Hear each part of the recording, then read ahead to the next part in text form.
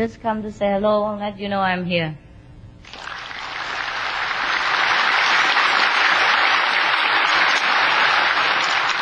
You know what? It's very nice to have a village, huh? I always dream, like every of us, huh? All of us have dreamed like we should have a kind of spiritual village, huh? Where we can live together and all the people work together, and all that would be nice. But I don't know if this kind of idea really is acceptable for this kind of planet or not. It seems difficult. There are many different groups have tried, also. And sometimes they're successful for a while. And also depends on where you are. If you're in India, perhaps you're safer. Because Indian people and Indian country as usual, normally they are more accustomed to this kind of spiritual group and all kind of spiritual belief and systems. Nobody cares. The Buddhist would go to the Hindu temple, and the Hindu would go to Bodh and bow to the Buddha, and etc., etc. And the Muslim would, go together with the Sikh, whatever. Religious atmosphere in India is very, very harmonious compared to other places. And so if any spiritual group, big group, survived, almost in India, or in Tibet, if there are suddenly so much a vast rush of big positive energy concentrated somewhere, then immediately you attract even bigger negative energy to come. Because this world is a world of negative energy. Not because the world is negative.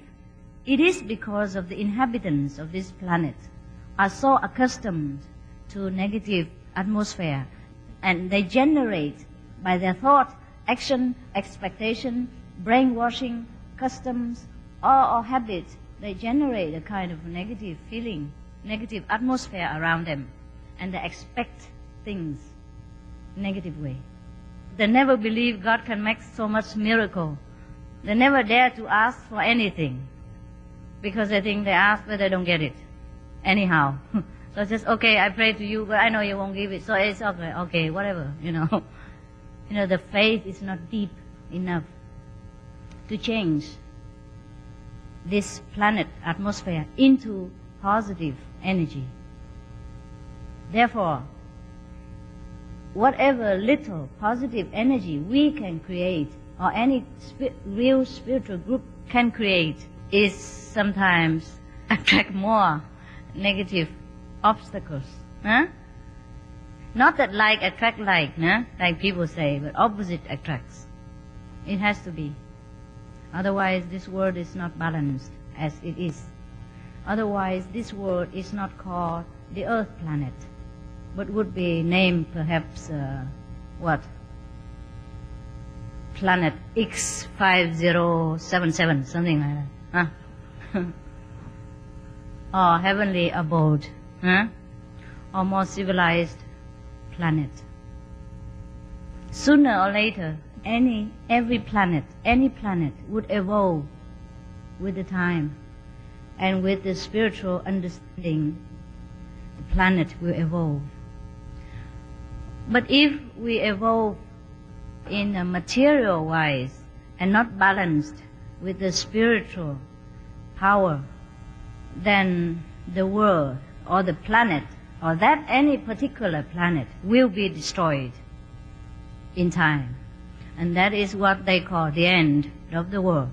Not this world particularly, any world that is created. And when it happens to be imbalanced by the outweight of material advancement versus spiritual development, then disaster occurred. For example, if any planet, after a while, the planet just formed, and then they go through evolution from caveman to civilization, etc., etc., and then they develop until one day they find like atom energy. thing like that, electronic energy, and then trouble begins. At that time, if such a world, citizens happen to discover very high energies, some matter, very, very advanced matter, like atom, thing like that. And then if they don't have enough spiritual understanding to control their knowledge of the physics, then trouble begins. Then they will use it for bad things, or accident can happen because not enough intelligence to handle this dangerous, but otherwise would be useful matter. So in this world, as you can see, not too many spiritual practitioners as compared to non-spiritual practitioners. I mean, some people say they are Christians or they are Buddhists or maybe other religions, but they may not necessarily practice the true religious doctrine that was supposed to be imparted to them. You know what I mean? When you look around you, you find some examples in plenty. So in this case, if we gather together somewhere for so long a period of time and the energy just keep building up, then of course something might happen because the negative power is more outweighed the positive at the moment. Even though we are developed and it has already benefited a great deal to the world. But I tell you, even if we practice spiritually, material side, we will also have fulfillment. If only you have faith. God can make anything happen. He make the whole world, the whole universe. Can you imagine? Look around you, how many miracles in front of you. These are all miracles. Can you create one like that? No. Can you create any particle of your body the way it is? And everyone is so unique, even though we all have nose in the middle, and eyes on both sides, even 2 ears as well. But we don't look the same. How can that be? Billions of people. Rarely someone looks the same, except the twin, or the double. This is rare case. Even then, there are something different. Fingerprints, hair, eyes color, thinking, lifestyle, ideal, there's something different all the time. So if we ask for miracles, I think it's a boring subject. Miracles happen all around us every day, every second, every minute. Look at your body and see the whole miracle from the head to the toe. So you see, the idea of having a village together, well, I don't think it's impossible, but we might spend too much energy for it. Understand? Maybe just stay home and spend that energy to develop ourselves. Go group meditation sometimes and mix with the world. Because that's also the way that we can bring the message into the world. Suppose if we stay together in one place only, maybe it's good for us. Yeah, and somehow it helps us. We don't have too much temptation, we don't have too much negative influence on us. Because I was so true to myself, so I was so convinced. And whatever I say, people must believe me because it's the truth. Yeah, many years later, I found that things are different. So anyhow, we should create a spiritual village wherever we live. I think that's the idea. We have to attract more, right?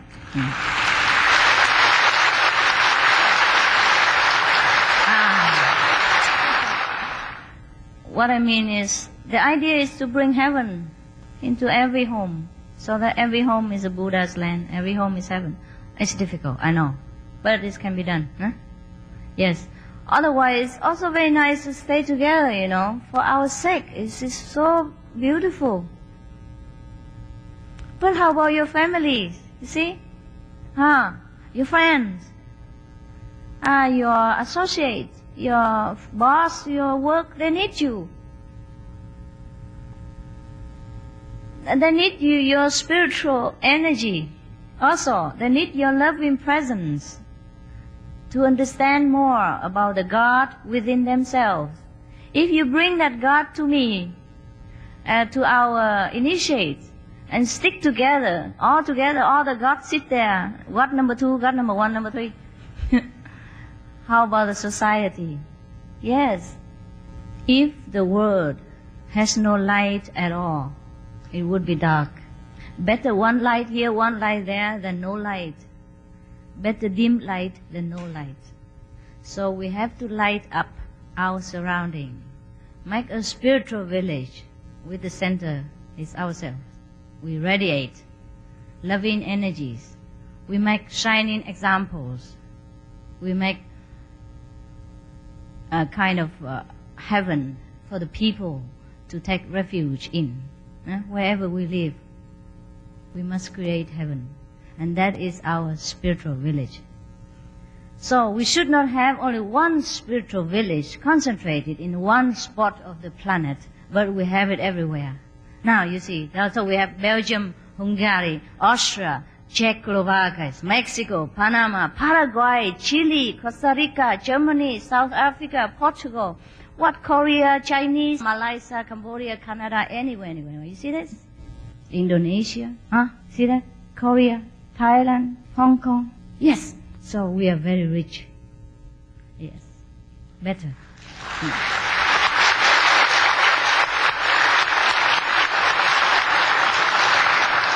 But we have tried. We have tried the alternative. So we also know what it is like to stay together in one place and work together. It's also fine. You have to be the center of the light in the society where you live, where you work, where you have your root. You have to develop from there. You have to branch yourself everywhere like a big tree. So people will take refuge. Everyone must become a Supreme Master. Everyone must return to your position as a Supreme Master, as a Buddha, as a son and daughter of God. There's no need to take refuge anywhere but inside yourself, because you are God. Didn't the Bible tell you that? Yes. God made man in his own image. Yeah? Remember? At least we are the children of God. We must walk like God. We must act like that, like the Prince of the universe. No need to take refuge anywhere. No need to run around to any spiritual village or do anything special, go to Himalaya or nothing. Because you are God wherever you are. Yeah? Remember? Don't be weak.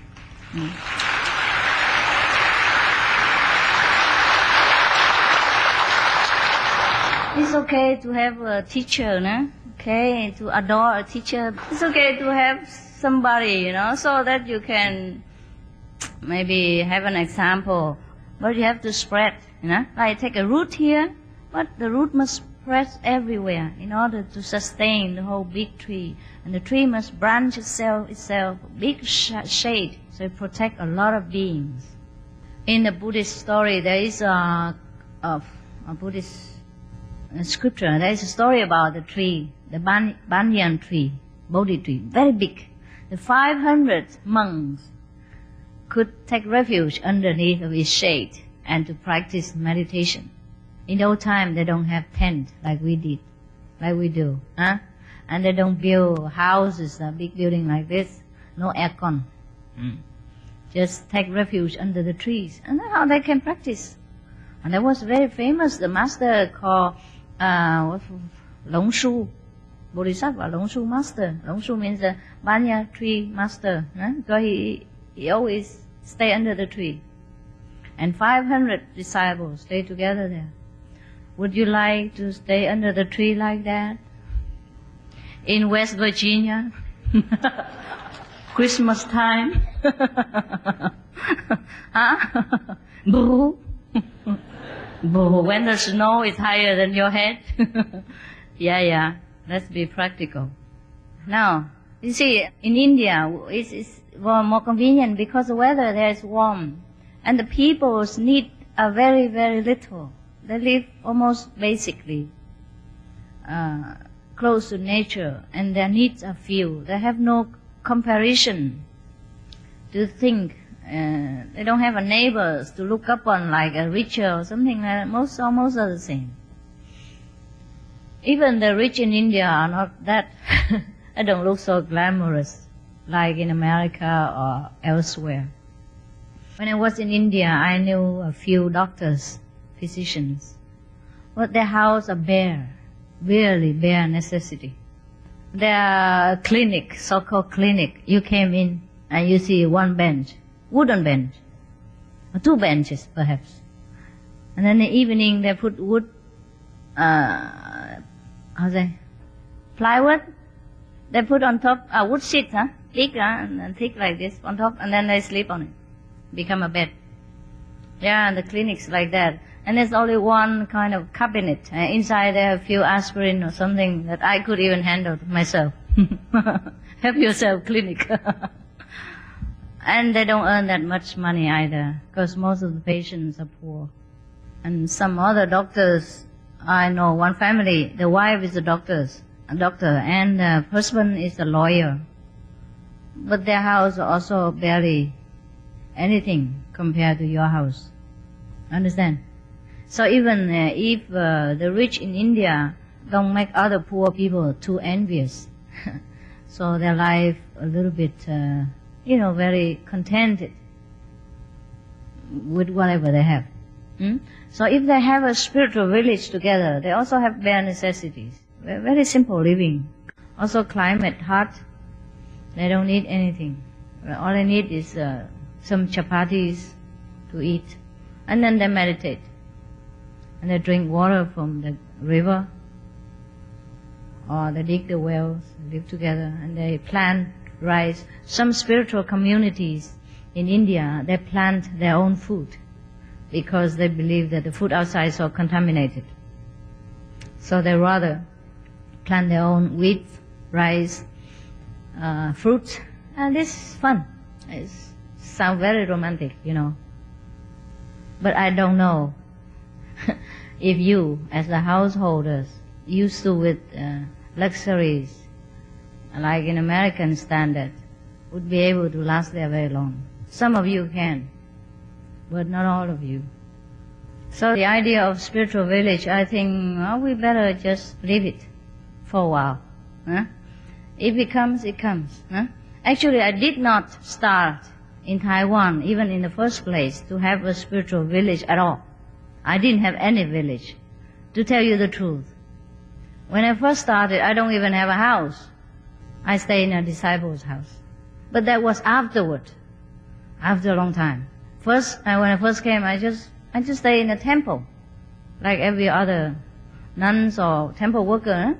I clean the bathroom, clean the floor, for the people to come in and worship the Buddha. And that's it.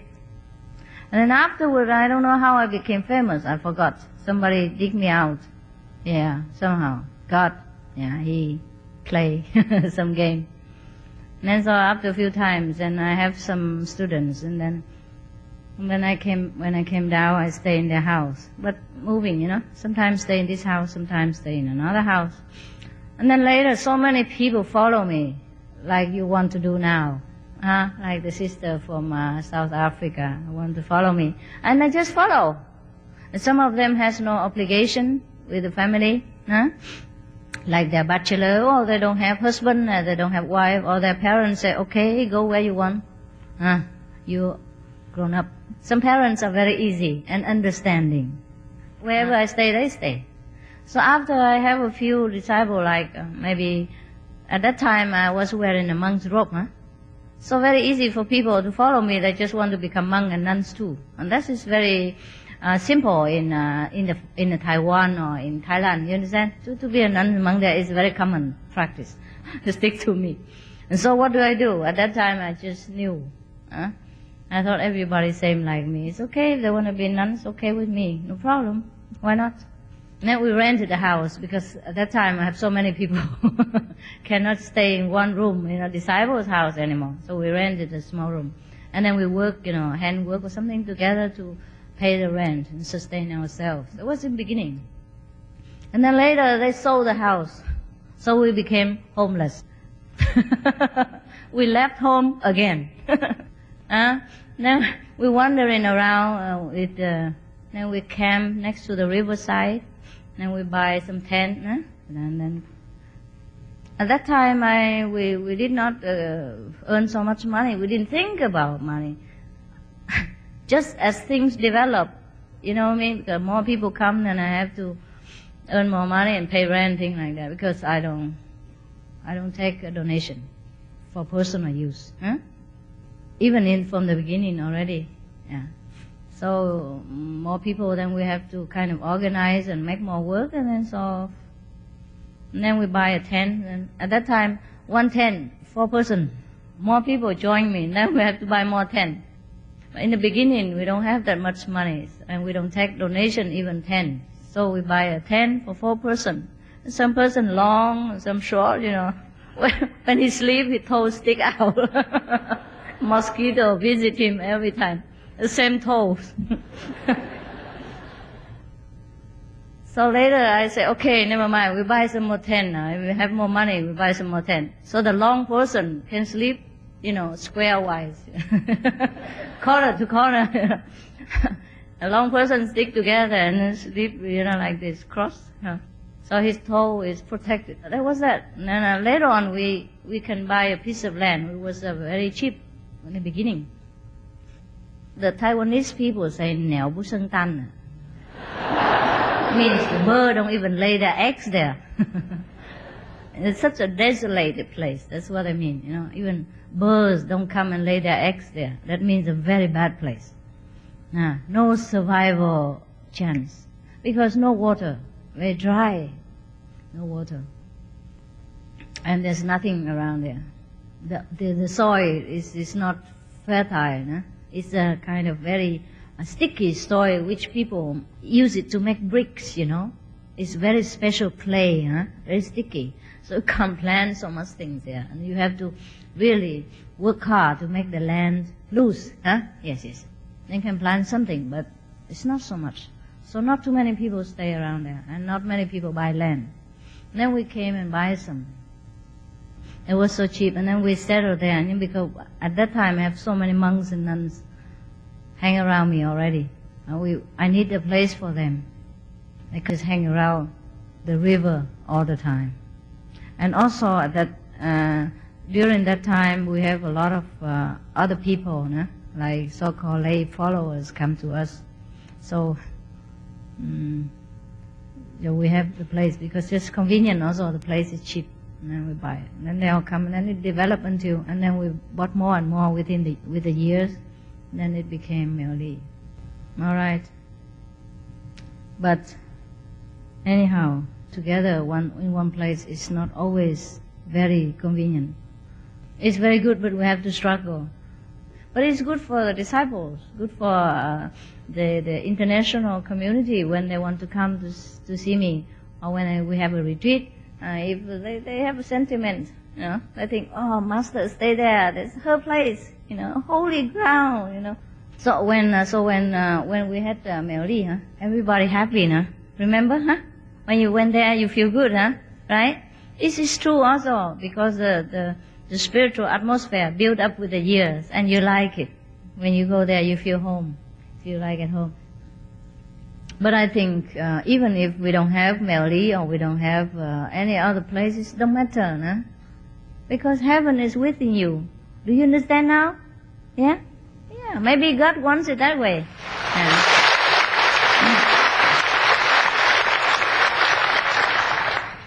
Maybe God wants it that way. Like I said, wow, that's beautiful things that we bought. We have built with our hands. It was the most beautiful place in Taiwan. Yeah, we made it so beautiful. You haven't seen behind. Some of the foreigners don't go to behind the mountain because we spoiled you. We let you put the tents in the front garden, where it's more convenient for you. Back mountain, 1-2 kilometers away. You have to walk back and forth, and we worry you're tired after a long journey.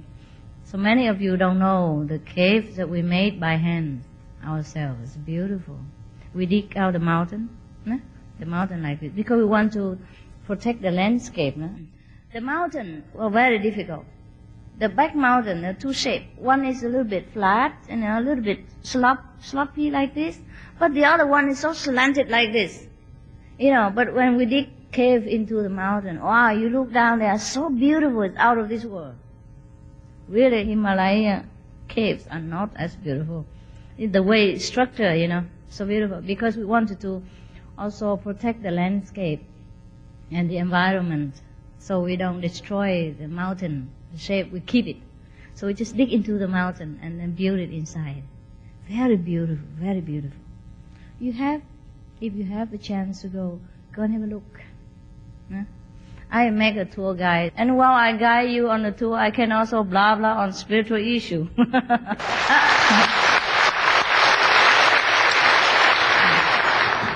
Well, the difference is the name. I'm a tour guide too. I'm a spiritual tour guide. I will guide you back to heaven. How about that? Free.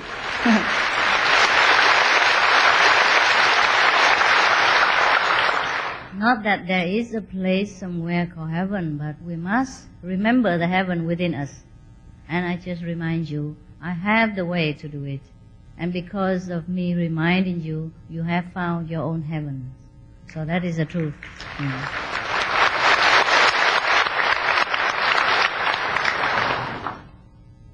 Yeah, that's a beautiful place. Even though I know God can do anything, but just let it be. God can do anything, but God doesn't do it. Because we have to do it. God is not there to do everything for us if we don't want to do it ourselves. We have to ask for it, we have to want it, we have to create our world. We have to take matter into our hands. We have to realize the godness within us, the powerful energy that we possess. We have to develop that. We have to remember it. We have to make use of it. We have to walk like a God on earth. Then and there, we realize that God is us. Otherwise, God can do everything. Of course. Otherwise, He's no God. But what for should God does everything? God already does. Create the whole universe for us. Create everything. Now we are in it. It's up to us to make use of ourselves, to make whatever we want to become by our own power of faith, of knowledge, of self-knowledge, of self-realization. Otherwise, God is no use, I tell you the truth. God has already done His job. The poor man needs a rest. He cannot. He needs a rest. A vacation. Actually, if God does everything and ask, then what for? What for are we here? How can we realize how powerful we are? You understand? So it's up to us to make a God out of ourselves or to make anything else you want. The decision is yours.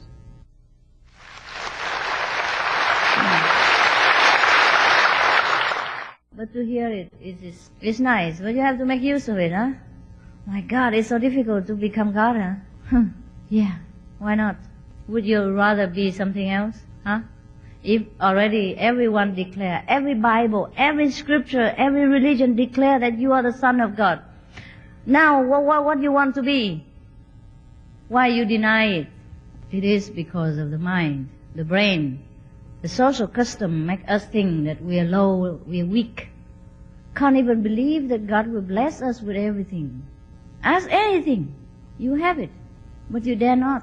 Most people dare not dream that God will give you this, give you that. Why not? That's what the old guy there for. But many people don't ask him, so he just take holidays. Christmas, for example. God is within you. God is yourself. Every lecture boiled down to the same topic. That's the only thing you must do. Remember yourself. Remember you're powerful. Remember you can create anything you want. With the power of your faith. With the power of your self-realization. But sometimes, because we are so used to with less, we are not there to believe that we can have this and that and other. That's fine, that's fine. We also don't need to have so much. We also don't need to be a millionaire, be rich or anything like that. But it's possible. It's possible even with spiritual knowledge to be anything you want, to have anything you want. Provided you want it enough. Provided you really want it and know that you get it. Most of the time you say, okay, I don't think I get it anyhow. But I just ask him, but I don't think he get it.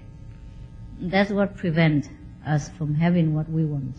Because we already expected that the guy will not give us. That's also okay. If you have enough to eat, fine. You have enough clothes to wear, it's okay. No need to want too much, also fine. But it's not impossible, I just want to tell you. So many people already prove it to you. By the power of the mind alone, they can move objects, they can walk on fire, they can walk on water, they can pierce knife through their face from ears to ear and nothing happened. Not even one drop of blood come out. Even with the power of the mind alone, astral power, you can do that. They say that America is the land of opportunities. Maybe it's true, because the American people, they have strong will. They believe they can do. They demand all the time, better, better, better. They do not hesitate or feel shy to ask anyone or even God to fulfill their dream. That's the way we should do it. So, do not try to run away from home or take a refuge in somewhere else, not even take refuge in Master. Master is you. You have the Master inside. What's the difference between us? Maybe your IQ even higher than me. Who knows? There was a film in America, American film with what? With John Travolta. No? I don't know the title. But the film describes a man with the power of moving object. Also the power of knowing some event that is happening from faraway places and can predict something or can read other people's message through the air. And many people don't believe it. Even they saw it. They don't believe it. They don't believe it's just a concentration of the mind. And they want to operate his brain in order to find what's the difference. For scientific research, in order to find out what's the difference in his brain between him and someone else, the ordinary, so-called ordinary people. There is no difference. They can operate until all the nerves cut into thousands of billions of pieces. They will find no difference. There is a slight difference between human and human anyhow, but there is no difference as such if you concentrate your mind. Just the power of concentration. If you operate the physical brain, there's not much difference. So it's even dangerous to be talented, to boast your power of psychic. Remember, that's why I tell you not to talk to people about your achievements.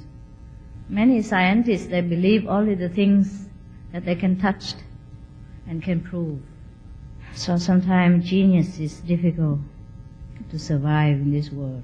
So many genius has come and gone unnoticed, unrecognized, and even harmed by societies just because they are so ignorant. They do not know what the genius know. So they do not believe. When they seek to harm him, harm her, or sometimes they seek to prove it materially to the extent of hurting that genius, or that talented, or that spiritual being. I remember America has very famous psychics. Edgar Cayce, is that right? You know him? You know the name, right? Yeah. Some people don't believe that he has the concentration power to leave his body, and the body just been left behind, then he move himself. astrally or spiritually out of his body and go search for some sickness in some person in the body, or search something else somewhere else. So they try to experience, stick needles into his fingernails. You know that? Do you know that or not? Well, read his books. Even I know. Stick fingers in his nails just to make sure that he really doesn't feel anything. My God, he did not feel at that time, but when he woke up, he did feel. Poor guy. So that's how the society treats a genius or extraordinary person sometimes. It's not Jesus' time only, okay? Or every time is human time. And humans, they do weird things sometimes. Has no surprise. Actually, according to some of the research and my thinking, my opinion, my guessing, is that we have a lot of advanced technologies, advanced medicine, advanced ways to end the suffering in this world right now. Even at this minute, there's no need to have hunger, no need to have suffering, no need to have disease, incurable disease anymore. We are already so advanced. We have found many substances to combat even the most deadly disease. But sometimes the society as a whole choose not to do it, just to protect the economy. So, it's not that God don't give us everything. It's not that God could not do the impossible things. It's us, it's we, who are the obstacles, because our faith sometimes is so thin. We could not believe that. If God give us a mean to cure the disease, then He would give us another mean to sustain the medical working system and don't let it go bankrupt. If God gives us a mean to find free energy, free electric, then God would give us another mean to sustain the whole industry and don't let people go without work. Then we will find other work somehow. We will find other things to do. Or we should live more simple life with little want. And we don't have to struggle so much for work, for earning money, for example. Then there are many geniuses who can prove to us that it is workable, that this world can become paradise, even materially, in one instant. But so it must be that the faith of the people of this world are so little, so thin, that they are so afraid to take any chance. That if, for example, if all the sick people cured, so easily, then what becomes of the healthcare system, for example? I have to talk about real medicine, real miracle cure for the people. And now, I say what I believe, but you don't have to believe what I believe. You can believe it or you don't believe it, it's up to you. Or you can do research on my suggestion, my comment, and then find out yourself whether what I say is true or not. You have option, right? You can choose. But at least I tell you something, then you can have a chance to prove it, whether it's correct or not. If I don't tell you, you might not even know that it exists.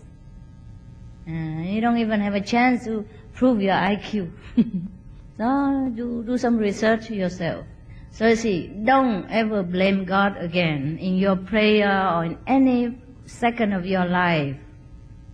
That God makes so much misery. God don't give us medicine. God don't give us enough food. God don't give us this and that and other. God gives everything already, long time ago. But many people sometimes stop this blessing. Maybe it's the planet, collective karma, that help the obstacle to materialize. Yeah? So we cannot also blame that one person or this person or the whole constitution somehow. We have to look through human history. Maybe we have done so many bad things. But actually, so what? God is always forgiving. If it's not forgiving, he is not God. For him, there is no bad, no good, no evil, nothing. Only the children who is learning, who is making mistakes, who is learning by mistakes, who is trying to remake himself into a real God by different experimentation. Some people succeed in making himself a God in a few lifetimes, or remembering himself as a God, or choose the right way. And some people tumble along the way, and it takes longer time. But they are all in the process of remembering a God out of himself, of themselves. Sooner or later, we all realize it. But I just want to tell you this, to let you know that nothing is impossible with God. Even to make this world into a paradise is not impossible. It's just because of mankind, the habit, our habit to be so negative, to think negative, to expect negative, and have no courage to hope for anything big. And the faith in God is very weak. So we're always afraid that if this happens, we lose our job. If free electric comes, we lose our electric company. If free medicine comes, a good medicine comes, a doctor went out of business, or medical care, I have no work to do, etc., etc. Never happens. If we have another way to do, right? God will find another way for us. Besides, if we don't have to pay so much for electric bill, then we don't have to work so hard in the beginning, right? Anyhow, for example, like that. There's so many things, so many inventions, so many research has been successful. And we could have paradise any minute we want, if only we want. But sometimes we choose to live in misery. That's fine with God. But don't blame the poor old guy. That's all. Because this is injustice, it's unfair. He always send some genius, always send teacher, always send good friends to remind us of the glory of heaven and to help ourselves, to heal ourselves, to be rich, to be famous, to be beautiful, to be, abundance in everything, to have abundance of everything, to be whatever we like to be. Not that we want to be famous, not that we want to be rich, but this is the way we should be, we could be. Just that the society as a whole, like a big constitution, has its own law, unwritten agreement. They make every obstacle possible for every other souls. Even the developed souls have to struggle through this institution. So it's difficult for us. You are on your way, I think. You're happy, and that's the secret between us. We all understand already inside. So this is just the communication, so that I sit here and let you look at me. Love me. I don't give you anything. I just tell you what you have forgotten. No problem. I don't give you anything at all. Never. Because you have everything already. Everything inside. So, see you.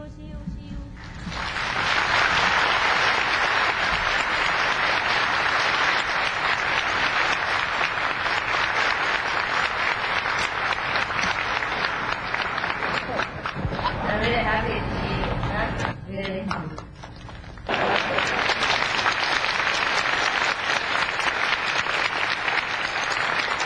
Thank you. I'm really glad. I feel I'm so courageous. You don't know. I'm very proud of myself.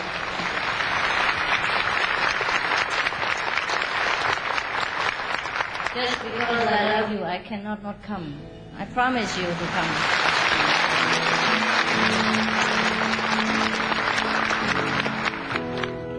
I see you later. Go eat. Have a happy meal.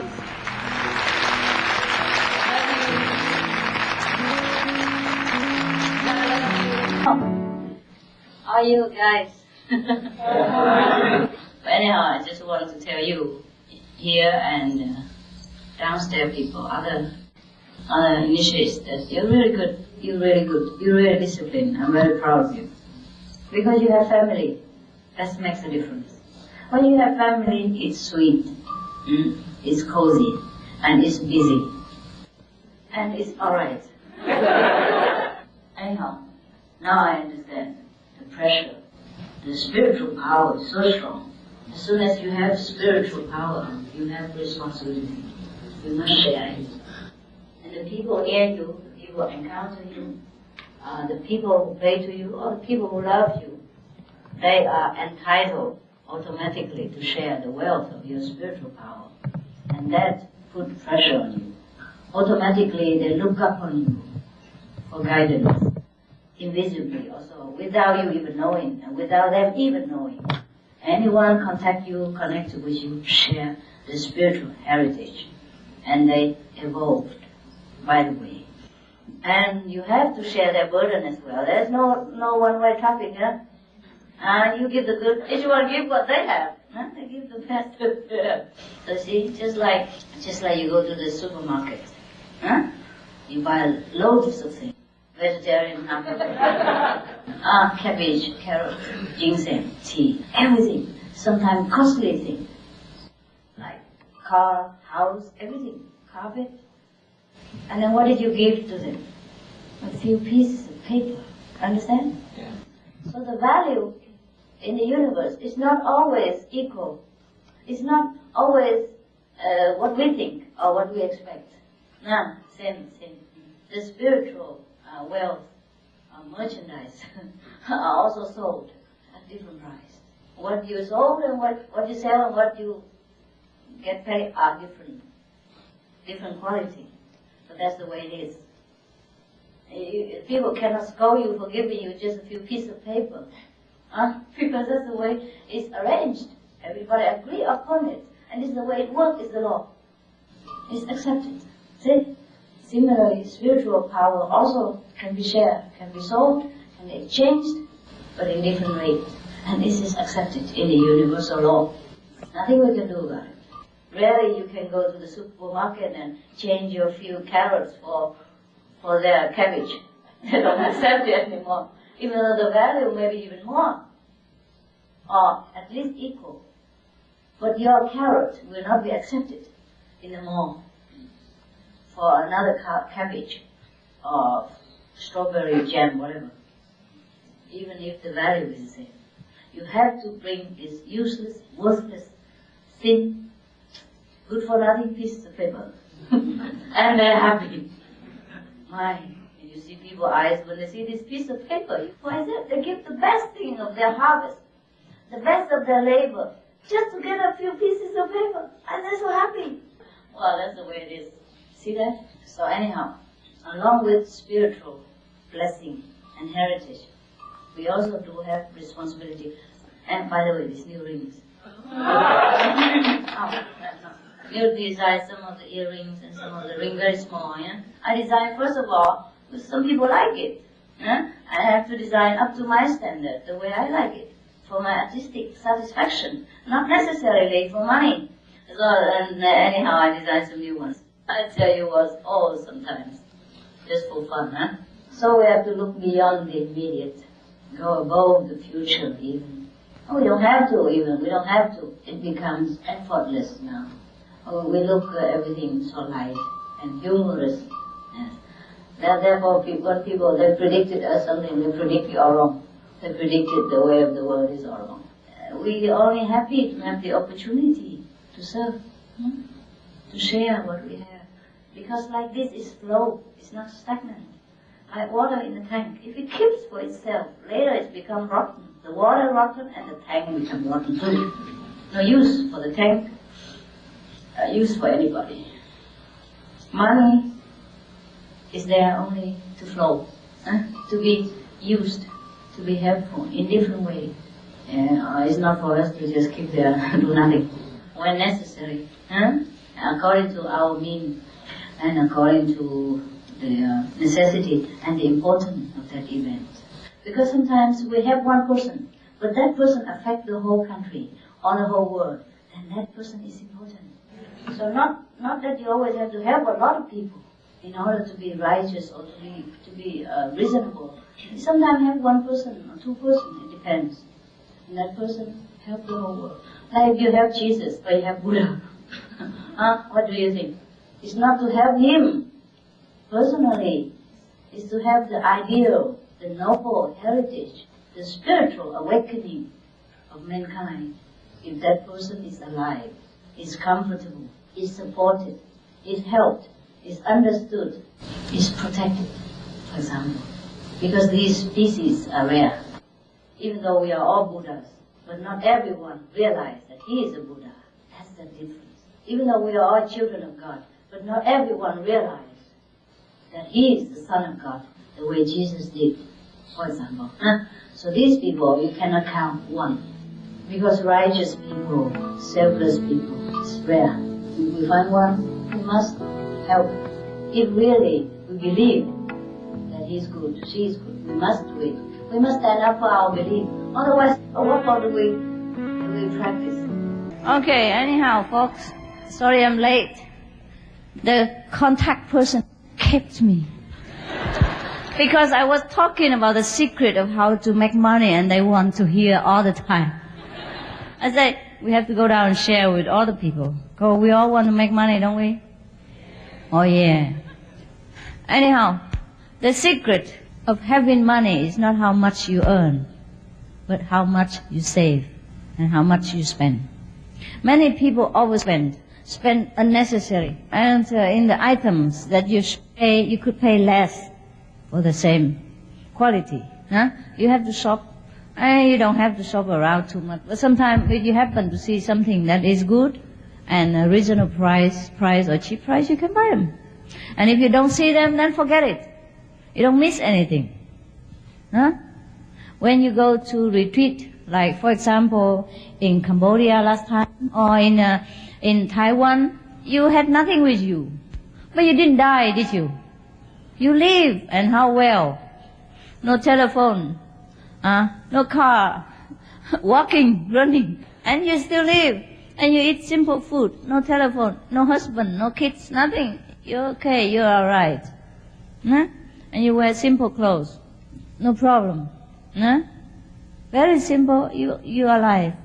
Similarly, in our situation, in our house, we can also have simple things. Don't mean you don't have anything. But there are many things. The values are the same, but the price are different. You know the difference between shops, don't you? Yes. So, you don't have to always spend a lot of money in order to look good, or in order to your house to look special. It can look special, but not expensive. So, all the millionaires, sometimes they don't look like one. The rich people, they don't look like one. They don't always drive in a limousine or Rolls Royce or, Cadillac. Yeah? They normally drive ordinary car because they don't need to show off. They feel well within themselves that they have security for themselves and their families, to last for years to come, for emergency, for anything they need, should the need arise. And meanwhile, they still continue to generate money out of their saving income. So they feel well. They don't need to show off. They don't need anybody to know that they are rich. So they just wear casual clothes sometimes, and then shopping in a very ordinary shop. And their house also comfortable but ordinary. Their furniture are not always antique or anything extraordinary. Just comfortable, cozy, enough for them to feel well. So the secret of making money and being rich is not how much you earn. It's how you manage your money. Many people, even rich, unfortunately, after the second generation, like the father are very, diligent, make the money and save it. But after the children or grandchildren, they have no ambition to do the same. They don't learn it through the hard way, so they don't value the money. So if they are left with the big inheritance, very soon they squander it. And they are left with nothing, often like this. Because they do not know how to save. They think the parents are very rich. They can spend and spend, and it never finish the money, but it will finish. It will finish. In the Vietnamese idiom, they say, even if you eat the mountain, if you sit there and don't do nothing and eat, then the mountain, you can even eat the mountain. flat. Huh? Similarly, truly, why we can help so many people? It seems like I have a lot of money, but because I save. Not that I consciously save, but I just know a logical way to just to keep the money. Because if you earn a lot, but you spend a lot, then it amounts to nothing. You just keep other people's rich. You keep the furniture sellers rich. You keep the car company rich. You keep every other, shopkeeper rich, but not yourself. You have to watch how you spend. Maybe you have to make a budget of your own, how much you spend every month, and don't go over that. Thing like that, huh? Many rich people, not only they look ordinary in many ways, but they know how to save. For example, when a toothpaste nearly finished, they don't just throw away in a half, but they squeeze it. They use some knife or something to flatten it. You do it also, sure. But the rich people, they teach their children to do that. Maybe you don't know how they earn money, but at least you know how they save money. And the saved money is the earned as well. Huh? Whatever you save is what you earn too. Is that not so? And in turn, that money will breed more interest. Huh? And then make more money for you. Even if you don't do anything, you put money in the bank, it earns interest for you. And then you can live on that too. So whatever you save is yours. Whatever you spend is somebody else's. And every time we go to the retreat or something like that, it's not only that you want to see me or you want to have a spiritual practice, but also it's a very natural opportunity for you to put down everything, to be free of material bondage, to be free of the preconceived ideas and notions that we need this, we need that, we need everything in order to survive. It has been proved that even if you go on like this, you survive. In the old time when I don't have many of you, we live with bare necessity. I have a tent, they have a tent, each one have a tent, the same. My tent sometimes smaller than their tent because I'm smaller. We give tent according to size. And my size is MS. That's why they say SM. Small size. And then each one of us, including myself, would have a sleeping bag and a thin and warm blanket, not wool, just warm blanket inside in case it's a cold time. And if it's too cold, you are entitled to have another sleeping bag. You write and then you get one, for example, like that. And so we each live in a tent like that. Huh? Very simple, and we didn't have much. We just eat, enough. And now, even if I have a lot of things, sometimes I have house or I have a cave or whatever, more furnished. Huh? But then nothing more happen. I am still the same. I stay the same like before. I think the same. I live the same. I eat the same, almost. There's not much different whether I have more material possession or I have less. I live through the poorest and the richest. Nothing changed. When I was in the Himalaya in India, I don't have much money. I have to stretch my money very long because I don't know how long I will stay there. Sometimes I just eat chapati and peanut butter. And chapati I made myself too. It's even cheaper than buying it. It's very simple. You have a plate, which you use to eat. Huh? And then you just have flour, wheat flour, that you can buy anywhere. And then you knead them in the water, put a pinch of salt in it, knead it the way you knead the bread or pastry, but without yeast. And then you flatten it with your hand. You don't even need a roller coaster, nothing. Just your hand, flatten it, and you put on top of the fire, which you collect the wood from the forest, and then just cook it. After a while, you turn it on the other side, and then say you put the peanut butter on top, and then you're on top of the world. Feel good. And then the water you can drink from the spring, or from the Ganges water, no problem. I lived through like that many months.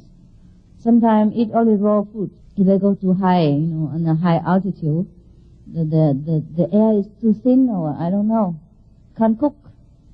You can, but it takes half a day to boil a little. 2 centimeters of water, I forget it. I drink it cold.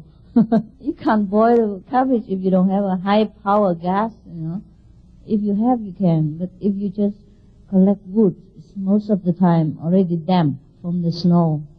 Because the mountains in the Himalaya are non-stop always covered with snow. Even in summer, just less. And the army would dig a road between the mountains so we can walk between the 2 mountains of ice.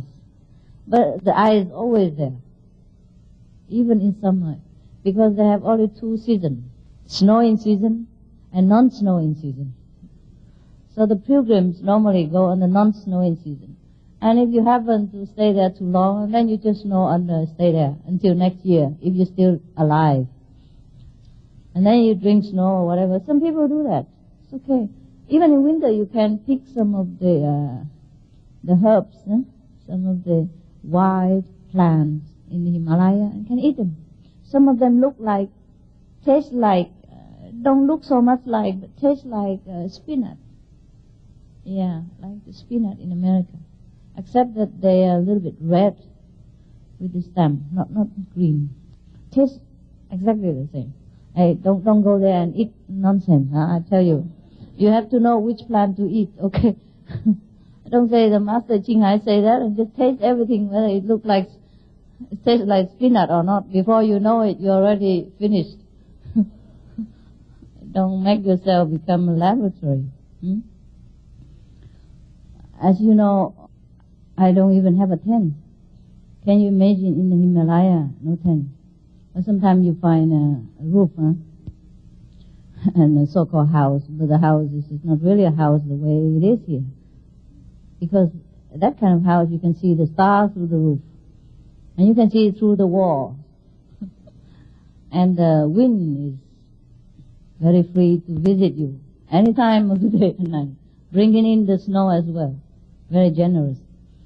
So and the floor is very wet. It's not cemented. Because in the Himalaya, people just put the wood together and put very simple thatch hut, grass hut. There's no facility, no cot. You lay on the floor. So I was very clever, I used a very thin mattress, thinner than yours, not this kind. It's a thin like plastic sheet, but the 2 sides, one side golden, one side silver. You can use that too. And when you fold it, it's like a piece of paper tissue only, so thin. I can't afford to carry so many things. I could hardly carry myself. When you go, the higher you go, the heavier it becomes. The same luggage became heavier. Even your feet became heavier. It gets swollen with the snow, soaked into your shoes. I don't care what kind of shoes you have. The snow can manage to get in and soak your feet, like the way you soak bread in water. It become double the size. And then become heavy. Even your feet became heavy, not to talk about anything. So if you go to Himalaya, can't carry many things. So many months like this, I go from one place to another, I also survive. So I just tell you, we live through anything, we can survive. Because if our spirit is strong, we have a noble purpose and a higher ideal, we can just look into that ideal and we forget everything else, truly like that. So I told you from my experience is that whatever I have or not have is no problem. You're still happy and you manage your life accordingly. When I wasn't having too much material possession, life is also so fun all the time. Because I have to think how to survive. Every day I have to invent some new ways to enjoy. And always surprised, always new, always very happy, and always contented. Because every day you are a master of yourself, a master of your own situation, and you just feel good, feel so confident about your ability to survive. Truly, if there is a comparison to tell you, if there is truly a necessity to compare, then I must tell you that when I was having nothing, I had more fun. Because I'm more creative. Now I can have everything I want. Because it's already settled down. I don't have to run around the world, and I can have a fixed place sometimes, at least for a few months or a few weeks.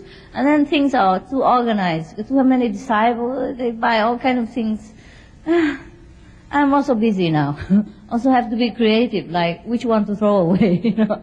But it's more annoying than when I was having nothing and master my own life and decide everything for myself and control the situation. It's not much of the controlling, but every day you know what is what. Before, to have not is easier. Before, when I don't have everything, I was very happy, more happy, you know, because I buy what I want and I know my money go where, and I'm happy when I can save something, you know. I feel I'm creative. Yeah, not because of the money, but the value of my intelligence, that I can save that I can live with such a small thing and make it so nice. When I say I mean you, all of us. Whenever we can buy some good things with a very low price, and other places a higher price, and it happened that things we like so much, the color, the taste, the style we like, then we're very happy. Not because of the money only, right? But just lucky, you know, we're happy, we're creative, and we are resourceful. And that's what we're happy about. It's better you live your normal life. Control your destiny. When I'm alone, I'm the most happy person. Even you don't give me anything, I'm happy. I can cook for myself. I can wash my clothes, iron my clothes, and make my house beautiful and clean. But I can't always do this now due to the demand of the world. So I regret to tell you that to have everything is not always as good as you think. On the contrary, if you don't have enough things, or you have just barely enough, that's the best. Then your IQ will become higher, because every day you have to think, how I can save some money, where I go for shopping better, and what kind of food I cook today, which is nutritious, good, tasty, and also economical. And then you're very happy with yourself. Everything creative brings happiness to man, because it's new, it's exciting, it's interesting. If every day the same, and people serve you all the time, you feel bored after a while, I guarantee. Money back guarantee. Okay, anyhow, that's the end to how to be rich and how to keep your money, Yeah, you take care and then you will know the difference. Thank you so much.